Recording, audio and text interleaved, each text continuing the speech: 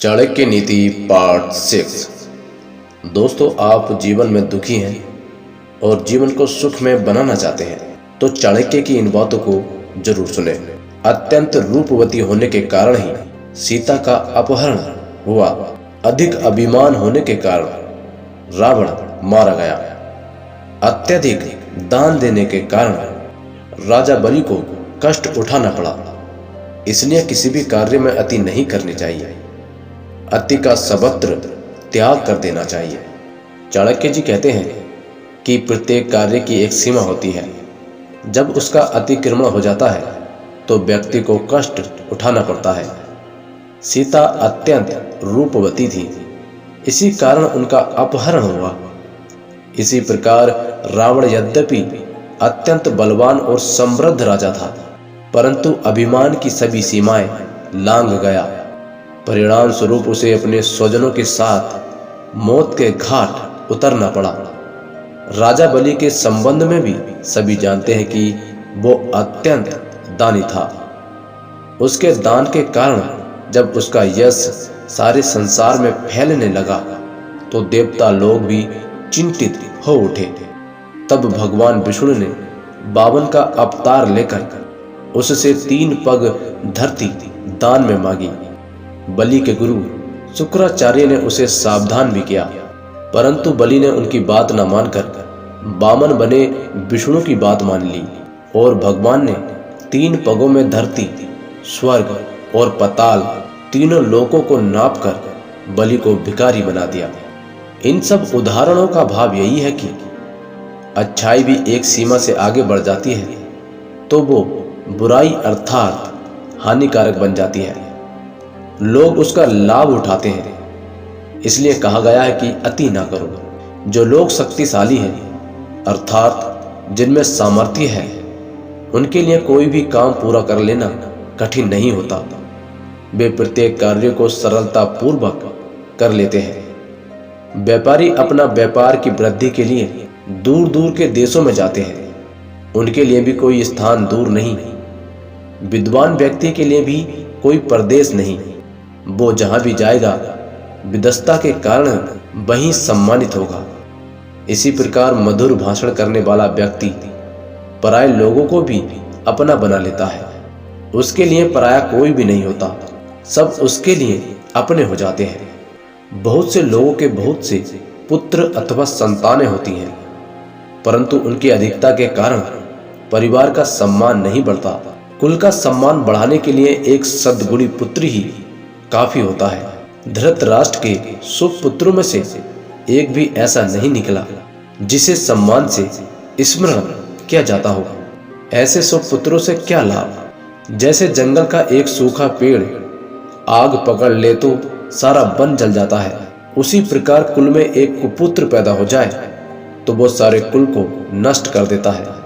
कुल की प्रतिष्ठा, आदर, सम्मान आदि सब धूल में मिल जाते हैं। दुर्योधन का उदाहरण सभी जानते हैं, जिसके कारण कौरवों का नाश हुआ।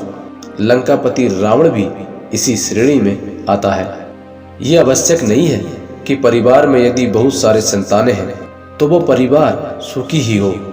अनेक संतानों के होने पर भी यदि उनमें से कोई विद्वान और सदाचारी नहीं हो तो परिवार के सुखी होने का प्रश्न ही नहीं उठता।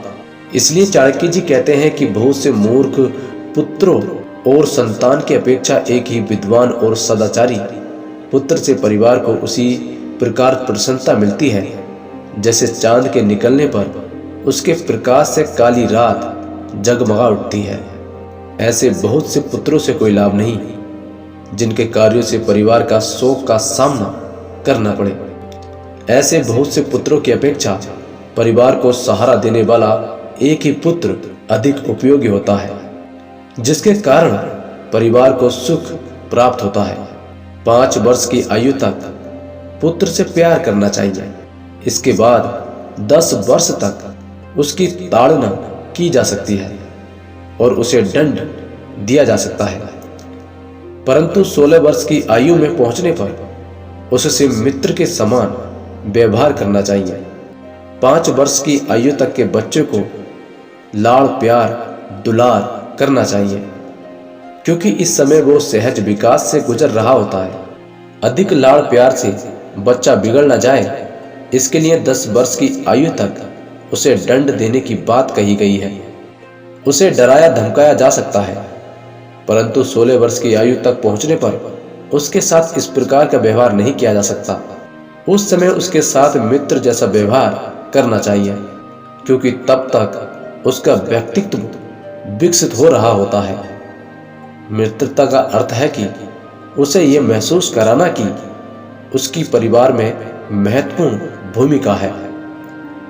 मित्र पर जैसे आप अपने विचारों को लांघते नहीं हैं, वैसे ही आप यहाँ अपनी संतान के साथ भी जरूर करें। यहाँ भी समझाने बुझाने में तर्क और व्यवहारिकता होनी चाहिए।